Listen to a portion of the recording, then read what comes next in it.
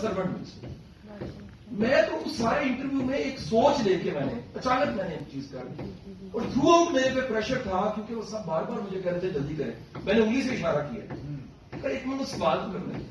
آپ اندازہ لگائے میں نے ٹیشو نکالا ہے صرف اس لیے کہ ناک صاف کرنا تھا. انہوں نے وہ سانس میں نے جیب میں ڈال لیا, الزام لگے کالا جادو میں نے کہا یار میری حالت دیکھیے. صبح 10:30 بجے میرے بیٹے کی آج کال آئی. سن لیں گا آپ میری کیفیت کا اندازہ لگائے, آپ سب والد بیٹھے ہیں. اس نے کہا میری پوری کلاس پاپا مجھے بلی کر رہی ہے کہ تیرے باپ نے کیا کیا. میں نے کون سا جرم کر لیا؟ یار کسی کے درد کو محسوس کر کے دیکھیں.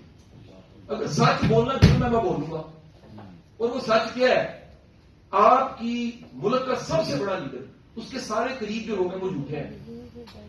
ہائی جیک ہوئی جماعت ہے, سب سے طاقتور جماعت جو وہ ہائی جیک ہوئی, اس میں اتنا پوٹینشیل یقین کرے پاکستان کو بدل سکتی تھی وہ جماعت. 4-5 چہرے ہیں, سارے پرانے لوگ جو ہم چھوڑتے ہیں. یار جس تحریک انصاف کے اندر انصاف نہیں ہے. مجھے صبح 2-3 پولیٹیشنز کے کالیں آئی ہیں, انہوں نے کہا شاہ صاحب آپ نے وہ کام کر دیا جو ہم 24 سال میں نہیں کر سکے. یہ بھی اب ہے, وہ بھی پڑھے لکھے لوگ ہی ہیں. سر میرا چیلنج دیجیے, اس کے بعد پتہ لگے گا فتوے کا مطلب کیا ہوتا ہے. میں اگر اقبال کے زمانے میں واصف علی واصف صاحب کا بڑا